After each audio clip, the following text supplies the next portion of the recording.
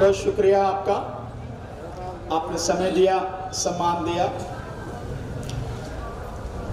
मंच पर उपस्थित और मंच के सामने उपस्थित मेरी माताएं, बहनें, मेरे बुजुर्ग, मेरे नौजवान साथी, पूरी साथ संगत को मेरा सत श्री अकाल। साथियों, अभी एक साथी जो सामने बैठे हैं, कवि बहुत बढ़िया गीत सुना के गए।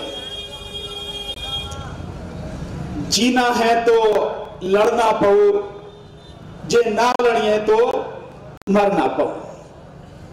वाकई में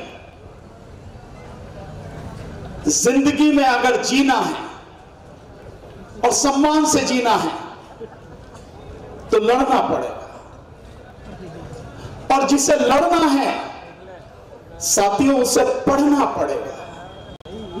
अगर जानकारी नहीं है, ज्ञान नहीं है, शिक्षा नहीं है, तो आप समझ लीजिए कि लड़ भी नहीं पाओगे। इसलिए लड़ना जरूरी है, तो पढ़ना उसके लिए बहुत जरूरी है।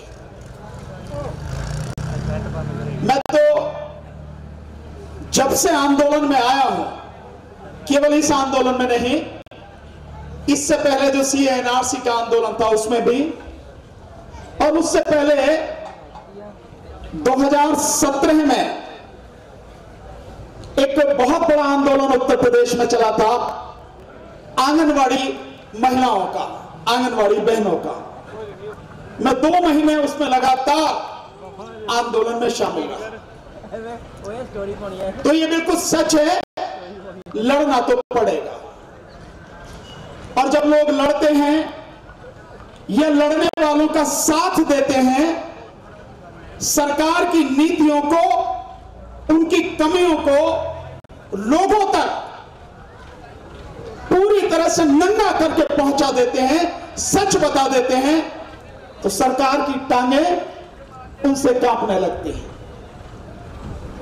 और ये सरकार, पता नहीं कैसे लोग कहते हैं कि मोदी जी बहुत मजबूत प्रधानमंत्री हैं। मैंने तो इनसे ज्यादा गीदड़, इनसे ज्यादा कायर, डरपोक प्रधानमंत्री इस दुनिया में तो देखा नहीं। आपको कैसे नजर आ रहा है मुझे पता नहीं। 18 साल की बच्ची से, ग्रेटा थनबर्ग, अभी नाम लिया साथियों ने, 21 साल की बच्ची दिशा रवि, जिसे गिरफ्तार करके लाए हैं, पूरी तरह से गैर कानूनी उसकी गिरफ्तारी, इलीगल डिटेंशन। उस बच्ची से डर प्रधानमंत्री। मतलब जो बच्चे केवल ट्वीट करते हैं या फेसबुक लाइव करते हैं या सोशल मीडिया का इस्तेमाल करते हैं, प्रधानमंत्री उन्हीं से डर जाते हैं। इतने बहादुर प्रधानमंत्री हैं। और ये जो लोग हैं, इन्हें क्या कहते हैं? कुछ दिन पहले कहा ना पार्लियामेंट में उन्होंने, आंदोलन जीवी परजीवी, आंदोलन जीवी परजीवी। लेकिन मोदी जी भूल गए, बताया नहीं उन्होंने असली परजीवी कौन है। मैं बताऊंगा आपको आज असली परजीवी कौन है। आंदोलन जीवी होना अपने आप में जिंदगी के लिए इससे बड़ा कोई सम्मान नहीं हो सकता कि हम आंदोलन जीवी हैं। आंदोलन जीवी होने का मतलब है हम जिंदा हैं, हम मुर्दा नहीं हैं, जिंदा लाश नहीं है। आंदोलन जीवी होने का मतलब यह है। आंदोलन जीवी होने का मतलब है कि हम सच के साथ खड़े होने की, सच बोलने की और सच के साथ चलने की हिम्मत रखते हैं। यह आंदोलन जीवी होता है। आंदोलन जीवी होने का मतलब है हम देश में कुछ भी गलत घट रहा है उसको समझने की और उसका विरोध करने की ताकत रखते हैं। आंदोलन जीवी होने का मतलब है हम लोगों के दुख और दर्द को जानते हैं, समझते हैं और उन्हें दूर करने के लिए ऐसे आंदोलन जीवियों के साथ मिलकर चलने की ताकत रखते हैं। यह है आंदोलन जीवी होना। आंदोलन जीवी होने का मतलब है कि हम इस देश के जो लोग हैं वो से हमारी संवेदना लगातार जुड़ी हुई है। जो भी अच्छा बुरा घट रहा है हम उसको बहुत अच्छी तरह से देख रहे हैं। तो आंदोलनजीवी होना तो फक्र की बात है, गर्व की बात है, ये तो बड़े सम्मान की बात है। और मैं कहता हूं आज के समय में जो आंदोलनजीवी हैं उन्हें भारत रत्न मिलना चाहिए, क्योंकि वो इस देश में तानाशाह व्यक्ति के खिलाफ खड़े रहने की हिम्मत रखते हैं। और वो तानाशाह व्यक्ति अगर आंदोलनजीवियों को रिकॉग्नाइज कर रहा है और वो भी संसद में रिकॉग्नाइज कर रहा है, इससे बड़ी बात क्या हो सकती है। हां, आंदोलनजीवियों को परजीवी कहना है, इसका मतलब यह है मोदी जी सबसे ज्यादा तो अपने ही पार्टी के लोगों का अपमान कर रहे हैं। जो अटल बिहारी वाजपेयी क्या थे, आंदोलन किए ना उन्होंने। लाल कृष्ण आडवाणी क्या थे, आंदोलन किए ना उन्होंने। मुरली मनोहर जोशी या बीजेपी के जितने भी नेता हैं ये क्या थे, आंदोलन किए ना उन्हें आंदोलनजीवियों को परजीवी कहना मतलब आप अपने ही पार्टी के लोगों का अपमान है। एक कीड़ा जो फसल पे लग जाए, जो पेड़ पे लग जाए और जहां लग जाए उसे पूरी तरह से तबाह कर दे, बर्बाद कर दे, खत्म कर दे। तो इस देश में सबसे बड़ा परजीवी कौन है, आप बताओगे कि मैं बताऊंगा? सबसे बड़ा परजीवी इस देश में है तो माननीय प्रधानमंत्री नरेंद्र मोदी हैं। इस देश पर इतनी बुरी तरह से चिपक गए हैं, इस देश का सारा खून निचोड़ रहे हैं लगातार बैठ के। तो मोदी जी से बड़ा परजीवी कोई है नहीं। दूसरा परजीवी वो है यानी जो दूसरे पर निर्भर है। मोदी जी अपने झूठ का प्रचार करते हैं तो अपने गोदी मीडिया पर निर्भर हैं, तो परजीवी है कि नहीं है, दूसरे पर निर्भर है। मोदी जी अगर उन्हें इलेक्शन जीतना हो तो इलेक्शन जीतने के लिए ईवीएम पर निर्भर है कि नहीं है? ईवीएम पर निर्भर। आप चाहे मानते रहो कि आपने वोट दिया हो, लेकिन आपकी वोटों से नहीं। और मोदी जी कभी जीत ही नहीं सकते इस देश में अगर व्यापक रूप से निष्पक्ष इलेक्शन हो जाए। वो जीतने के लिए केवल ईवीएम पर निर्भर है। इलेक्शन जीतने के लिए ईवीएम पर जो निर्भर हो वो है परजीवी, है कि नहीं है? और इस देश के खून पसीने की गाढ़ी कमाई पर जो अपने लिए 20,000 करोड़ के 2 जहाज खरीद कर लाए, ऐसे समय में जिस समय देश में 35 करोड़ लोग बेरोजगार हैं, जिस समय देश में 3 लाख लोग भूख से मर जाते हैं, जिस समय देश में 25 लाख लोग प्रदूषण से मर जाते हैं और जिस देश के आधे बच्चों को खाने के लिए रोटी नहीं मिलती, कुपोषण के बीमार हैं, ऐसे समय में मोदी जी अपने लिए 20,000 करोड़ के 2 जहाज लेकर आए हैं। मोदी जी ऐसे समय में नई संसद बनवा रहे हैं। राजपथ के आसपास की दोनों तरफ की जो बिल्डिंग है, कम से कम 12 बिल्डिंग है, उन्हें तोड़वाकर 20,000 करोड़ का प्रोजेक्ट बनवा रहे हैं। ये होता है परजीवी होना। तो मोदी जी इस देश के सबसे बड़े परजीवी हैं। पर साथियों, मुझे आपसे एक बात कहनी है इस सबसे अलग हटके। साथियों, हम जिस जगह पहुंच गए हैं आंदोलन के इस समय में, अब हमारा आंदोलन एक किसान आंदोलन नहीं रहा। अब हमारा आंदोलन इससे बढ़ के जन आंदोलन की तरफ बहुत तेजी से बढ़ रहा है। कल तक इसमें केवल किसान शामिल थे, मजदूर भी शामिल हुए। आज इस आंदोलन में और भी लोग धीरे धीरे धीरे धीरे शामिल होते चले जा रहे हैं। आज ये आंदोलन प्रधानमंत्री जैसे कहते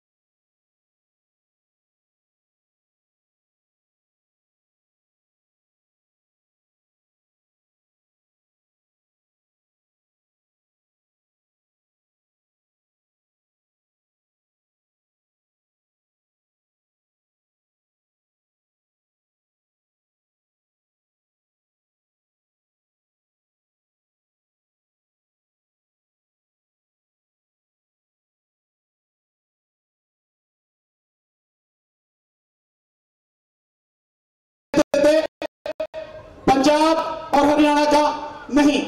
ये अब साबित हो चुका है कि यह आंदोलन पंजाब और हरियाणा नहीं, अब ये आंदोलन में शामिल राजस्थान के लोग भी हैं। इस आंदोलन में मध्य प्रदेश के लोग भी शामिल हैं। गाजीपुर बॉर्डर पर 1000 की संख्या में उड़ीसा से आकर भी लोग इस आंदोलन में शामिल हुए, 1000 की संख्या में। और मैं समझता हूं उड़ीसा से अगर 1000 लोग आ रहे हैं तो ये 10-20 हजार लोगों से कम संख्या नहीं है, इतनी दूर से चल के लोग आ रहे हैं। इसमें महाराष्ट्र शामिल हो चुका है और आप देख रहे हैं बॉम्बे के आजाद पार्क में लगातार किसानों और मजदूरों का आंदोलन चल रहा है। पटना में चल रहा है, बिहार में लगातार, तमिलनाडु में यह आंदोलन चल रहा है, कर्नाटक में यह आंदोलन चल रहा है। तो अब यह आंदोलन किसान आंदोलन से बढ़ के अब जन आंदोलन की तरफ लगातार बढ़ता चला जा रहा है। और ये जो सरकार है, यही सरकार की अब बौखलाहट है। आपने नोट किया जिस समय इस बार संसद में राष्ट्रपति के अभिभाषण के बाद प्रधानमंत्री ने धन्यवाद प्रस्ताव किया, और धन्यवाद प्रस्ताव क्या था, पूरे उनके भाषण में केवल और केवल किसान आंदोलन की ही चर्चा थी और कुछ नहीं था। कोई अभिभाषण नहीं, केवल किसान आंदोलन की चर्चा। और उसमें जिस समय वो बोल रहे थे, मैंने पहली बार नोट किया, मैं नहीं जानता आपने नोट किया नहीं किया, लेकिन मैं मोदी जी को जरा बारीकी से देखता हूं कहां कहां उनकी टांगें और जीभ कांप रही हैं। तो मैंने देखा इस बार उनके भाषण में न तो वो धार थी न वो तेज था, और इस बार उनकी जीभ लड़खड़ा रही थी, बातें उनकी सही तरीके से निकल नहीं। इसी आंदोलन का असर है सर। इसलिए हमें किसी भी सूरत में आंदोलन को कमजोर नहीं होने देना है। लगातार हमारा आंदोलन बढ़ते चला जा रहा है, और मैं इस आंदोलन के माध्यम से आज उन साथियों को कहना चाहता हूं जो अभी भी घरों में बैठे हैं। साथियों, आप सब जानते हैं, मैंने कई बार बताया भी है, मेरी वीडियोस में भी आप देखेंगे, पूरी डिटेल में मैंने समझाया है, पर फिर भी एक बात आपको बताता हूं। ये जो आंदोलन है, जिन कानूनों के विरोध में यह आंदोलन है, इन कानूनों से इस देश के न केवल 14 करोड़ 64 लाख किसान, ये सरकारी आंकड़ा है, 14 करोड़ 64 लाख, जिसमें 85% छोटे किसान, यानी जिनके पास 2 हेक्टेयर मतलब 5 एकड़ से कम जमीन है, 85% वो है, यानी 12.5 करोड़ ऐसे किसान हैं, ऐसे छोटे किसान हैं। तो ये जो साथी हैं 14 करोड़ 64 लाख, साथ में इनसे जुड़े हुए करोड़ों मजदूर, और इसके साथ जो खाद, बीज, कीटनाशक, मशीन ये जो बेचते हैं, ऐसे जो छोटे व्यापारी हैं, ये बर्बाद होंगे। और साथ में एक बहुत बड़ा वर्ग है जो इन कानूनों से बर्बाद होगा, वो है मजदूर, गरीब। कैसे बर्बाद होगा साथियों? बहुत सीधा सा है, ये कानून अगर लागू रहते हैं, इस कानून के माध्यम से जो 82 करोड़ मजदूर हैं, गरीब हैं, जिनके लिए 2013 में देश की संसद ने नेशनल फूड सिक्योरिटी एक्ट, राष्ट्रीय खाद्य सुरक्षा कानून बनाया था, जिसके माध्यम से 82 करोड़ लोगों को 3 रुपए किलो चावल, 2 रुपए किलो गेहूं और 1 रुपए किलो मोटा अनाज देने की व्यवस्था की थी। जब सारा ही अनाज खेत में उत्पन्न होने वाला एग्रीमेंट के माध्यम से व्यापारियों के गोदामों में चला जाएगा, तो सरकार के पास इन मजदूरों को, इन गरीबों को देने के लिए अनाज कहां से आएगा साथियों? नहीं आएगा ना, क्योंकि सारा अनाज तो व्यापारी के गोदाम में चला गया। तो सरकार के पास खरीदने के लिए क्या बचेगा? कुछ नहीं। सरकार चाहती भी यही है, क्योंकि 2017 में नीति आयोग, जो इस पहले योजना आयोग था, अब नीति आयोग है। नीति आयोग में सरकार के सलाहकार जो हैं, उन्होंने कहा था कि सरकार को किसान सब्सिडी से और एमएसपी से बाहर निकलना चाहिए। तो साथियों, जब वो बाहर निकलेंगे, उसी के लिए कानून बनाया गया है, किसान के साथ साथ मजदूर को तबाह करने के लिए। तो जब सारा अनाज व्यापारी के गोदाम में चला जाएगा, स्वाभाविक रूप से इस देश के जो 82 करोड़ मजदूर हैं,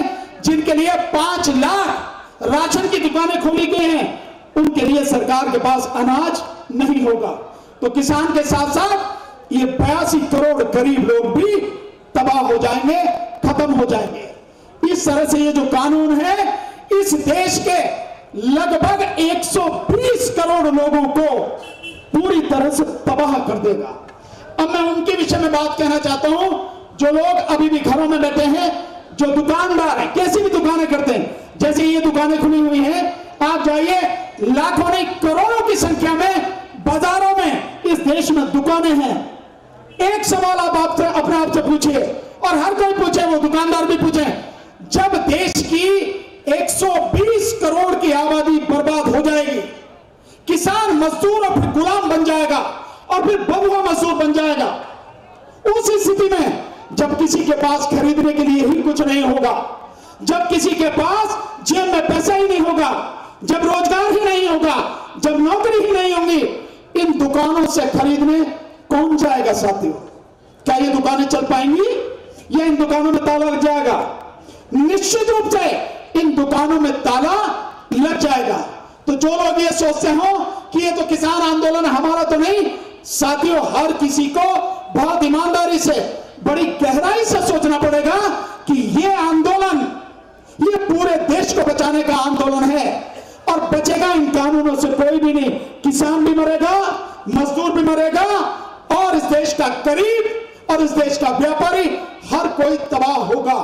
इसलिए इस आंदोलन में हर किसी को भाग लेना चाहिए, हर किसी को साथ देना चाहिए। इसलिए साथियों मैं बार बार कहता हूं मन से, क्योंकि मुझे लगता है कई बार लोग भूल जाते हैं कि शुरू में बहुत बढ़िया है, जो भी व्यक्ति है हफ्ते में एक दिन इस आंदोलन के लिए निकालना चाहिए, इस आंदोलन में आना चाहिए, यहां आके अपनी उपस्थिति दर्ज करानी चाहिए। कोई कहे कि मेरे पास समय नहीं, हर किसी के पास समय है। हम कितने ही दिन टीवी देखते रहते हैं, कितने ही समय मोबाइल चलाते रहते हैं, ताश खेलते रहते हैं, इतना समय हमारा बर्बाद होता है। इसलिए अगर हम देश को बचाना चाहते हैं, हर किसी को हफ्ते में एक दिन यहां के लिए निकालना चाहिए, चाहे तो सिंघू बॉर्डर पर जाए, चाहे वो टिकरी बॉर्डर पर जाए, चाहे वो गाजीपुर बॉर्डर पर जाए, चाहे शाहजहांपुर राजस्थान बॉर्डर पर जाए, और चाहे वो पलवल बॉर्डर पर जाए, कहीं भी जाए, जिसकी जैसी स्थिति हो, लेकिन आंदोलन के लिए समय हर किसी को निकालना चाहिए साथियों। दूसरा, हम लोगों ने, किसानों ने एक जो आह्वान किया है बहिष्कार का नारा, ये बहिष्कार का नारा हमारी सबसे बड़ी ताकत है साथियों, इसे भूल नहीं जाना। आंदोलन में आने के साथ साथ अंबानी का, अडानी का और लाला रामदेव का, इनके जितने भी उत्पादन हैं, इनका पूरी तरह से बहिष्कार हम लोगों को करना है। चाहे हम अपने रिश्तेदारों को, हमारे जानकारों को, हमारे पहचान वालों को फोन ही क्यों ना करना पड़े, चाहे हम कुछ भी करें, लेकिन उनको सबको बताना है कि अंबानी, अडानी और लाला रामदेव के जितने उत्पादन हैं, इनका बहिष्कार करना है साथियों। अंबानी का आप बहुत आराम से जानते हैं, अंबानी के कितने ही स्टोर हैं, Reliance digital, Reliance fresh, Reliance smart, इस तरह से जितने हैं, बिग बाजार जितने भी हैं, रिलायंस डिजिटल, रिलायंस ट्रेंड करके हैं, कितने ही हैं, ये सारे के सारे हमें उनका बहिष्कार करना है। साथ में ये जो इनके जियो का सिम है, सिम अगर पोर्ट नहीं होता है, दूसरे में नहीं बदलता है, कोई चिंता नहीं, उसे निकाल के फेंकिए और उसकी जगह नया सिम लीजिए, लेकिन पूरी तरह से इनका बहिष्कार कीजिए साथियों। साथ में रिलायंस के जो पेट्रोल पंप है, वहां से डीजल, पेट्रोल पंप, पेट्रोल कुछ भी भराने की जरूरत नहीं है। बहुत से पेट्रोल पंप हैं, आप वहां से डीजल अपनी मोटरसाइकिल में, स्कूटर में, कार में, जीप में, गाड़ियों में, किसी में भी भरवा सकते हैं, कहीं से भरवा सकते हैं। लेकिन ये लोग, क्योंकि इनकी दुकान पर ताला लगना बहुत जरूरी है, जिस दिन अंबानी, अडानी और लाला रामदेव की दुकानों पर ताला लग गया, आप समझ लीजिए उसी दिन मोदी जी घुटनों के बल नीचे बैठ जाएंगे, उसी दिन हमारी जीत हो जाएगी। इसलिए इनका बहिष्कार बहुत जरूरी है साथियों।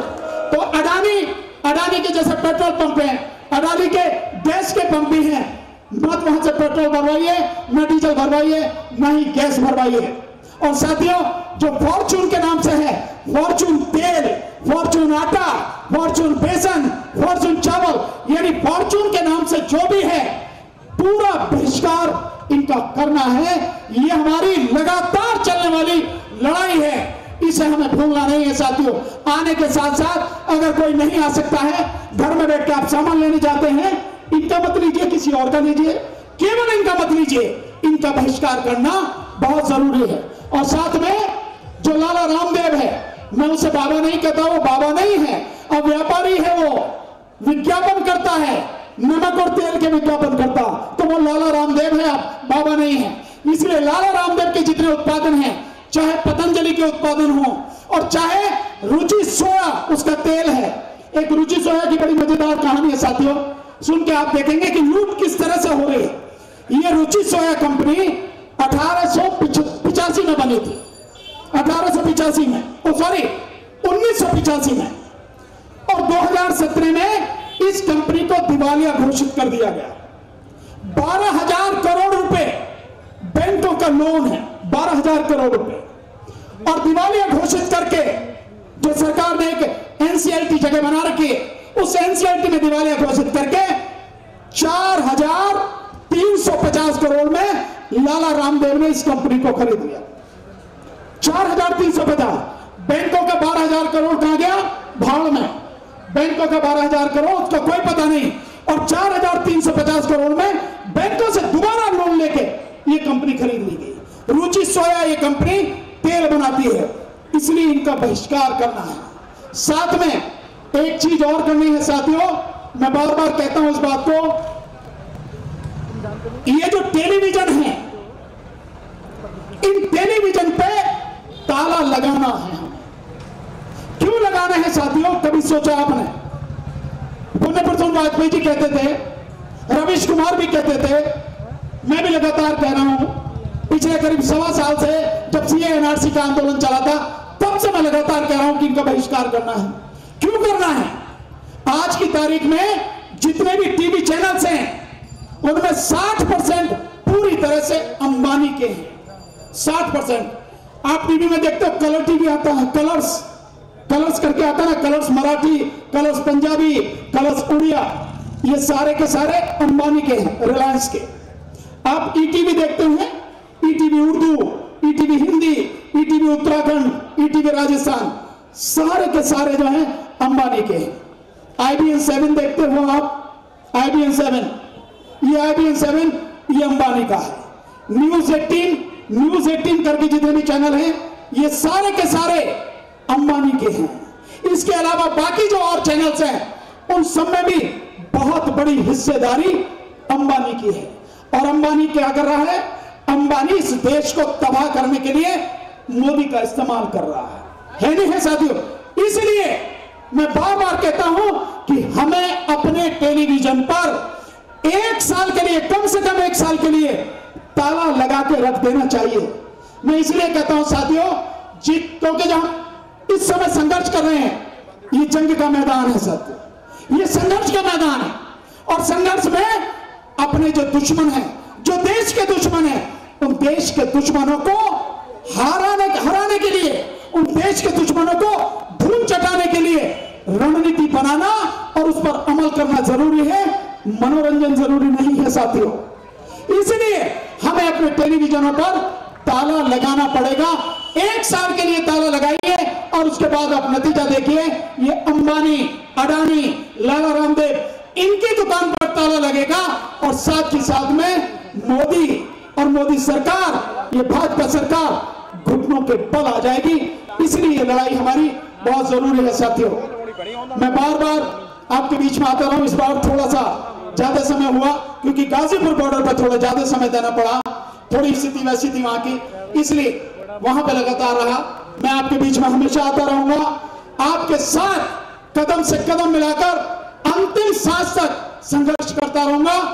और ये तो मैं आपको कह ही रहा हूं, आपको घबराने की जरूरत ही नहीं है। घबरा इस समय सरकार रही है, मोदी सरकार घबरा रही है। तभी तो मोदी सरकार के या बीजेपी के जो राष्ट्रीय अध्यक्ष हैं जेपी नड्डा मीटिंग कर रहे हैं। तभी तो जो संजीव बालियान, उनके मुजफ्फरनगर से सांसद हैं, जाट, जो पश्चिम उत्तर प्रदेश के जाट नेता हैं, उन्हें बुला के मीटिंग कर रहे हैं, इसलिए उनकी हालत खराब है। आपको बिल्कुल समझ में आ जाना चाहिए। और केवल जाटों की बात नहीं, आज की तारीख में हर समाज का व्यक्ति इस आंदोलन से जुड़ चुका है। जाटों ने तो झंडा उठा ही लिया है, साथ में और जो लोग हैं, चाहे वो गुर्जर हो, चाहे जाटव हो, चाहे कुर्मी हो, चाहे जो भी हो, हर समाज का व्यक्ति आज इस आंदोलन से जुड़ चुका है। किस किस की मीटिंग करोगे मोदी जी? अब आपकी कब्र खुद चुकी है और ये जो कीलें आपने लगा रखी है ना, ये कीलें आपकी अर्थी की, आपके ताबूत की कीलें हैं। चिंता मत कीजिए, आपका समापन निश्चित है। बहुत बहुत शुक्रिया। बोलो सो निहाल। वाहेगुरु जी का खालसा, वाहेगुरु जी की फतेह। ਅਸੀਂ बहुत बहुत धन्यवाद करते हैं जी भानु प्रताप जी का, जिन्हों ने बहुत ही विस्तार के नाल इस मोदी सरकार के जो बनाए हुए काले कानून आ उन्होंने बारे सानू समझाया। इन्हों के नाल साथी डॉक्टर विजय कुमार मध्य प्रदेश तो पहुंचे, असीं उन्हों का भी धन्यवाद करते हैं। साथी हिमज राजन जो असम तो पहुंचे आ, असीं उन्हों का भी धन्यवाद करते हैं। इस तो बाद कैप्टन सुरिंदर सिंह जी वो आ जान स्टेज पे, उस तो बाद जंगीर सिंह जी गंडी पिंड वो भी पहुंचन जी, उस तो बाद रोहतास नेहरा हिसार तो वो भी नेड़े रहे जी। आओ जी।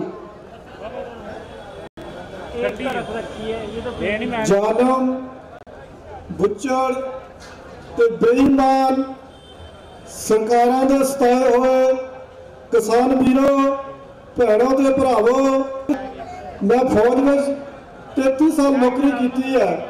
इन्ना जज्बा हथियारबंद फौजा को भी नहीं होंदा जिन्ना जज्बा अज तुहाडे विच देखने को मिलता है। मैं इस जज्बे को सलाम करता है। इसी तरह अपना जज्बा बना के रखना। जदों तक ये जंग तो हमेशा नहीं है, जंग कोई किसानी बिलों तक सीमित नहीं है। ये जंग उदों तक चलनी है जदों तक देश का ये सिस्टम ठीक नहीं होंदा, उदों तक सानू ये जंग जारी रखनी पैनी है। जंग कोई एक साडी गुलामी दे जंजीरां दी जंग है। असीं अपनी गुलामी दी जंजीरां नूं अपने गलां विच पैण तो पहला ही तोड़ देना है, तां उदों तक सानू जंग जारी रखनी पैनी है। ये जंग जारी रखण लई ये जंग दे कोई असूल नूं अपने जीवन में अपनाना बहुत जरूरी है। जो साडा संयुक्त मोर्चा सानू जो प्रोग्राम दिंदा है, सानू उसके हिसाब नाल ही चलना पैना है। जदों तक किसी भी संघर्ष में, किसी भी जंग में डिसिप्लिन नहीं है, उदों तक जंग जीतना बहुत मुश्किल है। थानू जंग में 10 उपलब्धियां अगर मिल गई, अगर एक कमजोरी उस जंग में सानू रही है, साडा एक वीक पॉइंट भी है, वही सारी जंग नूं फेल कर देगा। इसलिए डिसिप्लिन बनाना बहुत जरूरी है। जो सानू इत्थों प्रोग्राम मिलता है उस हिसाब नाल सानू चलना चाहिए है, ताही साडी जंग ये साडा मोर्चा कामयाब रहेगा। जदों तक किसी कमांडर के अधीन कोई फौज की टुकड़ी या कोई भी उसके अधीन काम नहीं करती, उदों तक साडी ये जंग कामयाब नहीं होनी। जो भी साडी कमजोर कड़ी है, मेरी वलंटियर जथेदारां जो चला रहे मोर्चे उन्होंने अपील है तो अपनी नाल कमजोर कड़ी वाल भी ध्यान देना चाहिए है। साडी एक कमजोर कड़ी का तुसीं नमूना देख चुके हैं 26 जनवरी वाला। एक